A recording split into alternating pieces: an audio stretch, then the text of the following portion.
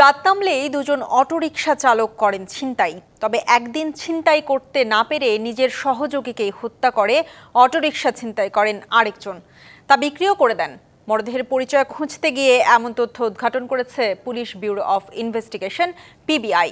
গ্রেপ্তার করা হয়েছে হত্যাকারী ও ওই অটোরিকশার ক্রেতাকে। গেল ২৬শে সেপ্টেম্বর দক্ষিণ কেরানীগঞ্জের একটি ডোবায় মেলে এক ব্যক্তির মরদেহ। পরিচয় খুঁজতে গিয়ে হত্যার কুলু পায় পিবিআই।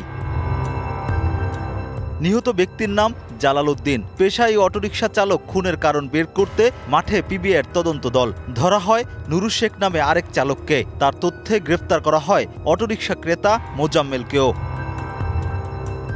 পিবিআই বলছে জালাল উদ্দিন ও নুরু দুজনই চালক সেজে ছিনতাই করতেন। ২৬শে সেপ্টেম্বর রাতে ছিনতাই করতে না পেরে সহযোগী জালালকে খুন করেন নুরু।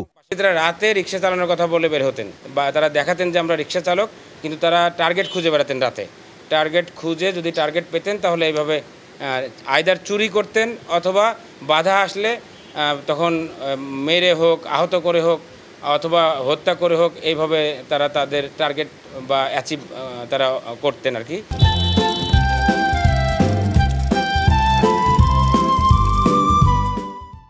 রিক্সাটি বা অটোরিকশাটি ছিনতাই করতেন। এই চক্রে আরও ৮ জনকে শনাক্ত করেছে পিবিআই। পুরো গ্যাং যারা এই সমস্ত অটোরিকশা ছিনতাই এবং পাশাপাশি অটোরিকশা হোক, ভ্যান হোক, রিক্সা হোক, এগুলি ছিনতাই করেন এবং কখনো কখনো হত্যাও করে ফেলেন। এই চক্রটিকে আমরা বাকি যারা সদস্য আছে তাদেরকে আমরা আমাদের আইনের আওতায় আনব। তিনি জানান এই চক্রের সদস্যরা ১৫ বছর ধরে বংশাল, মিটফোর্ড ও চকবাজার এলাকায় ছিনতাইয়ে সক্রিয়। Rakib Hossain, DBC news, Dhaka.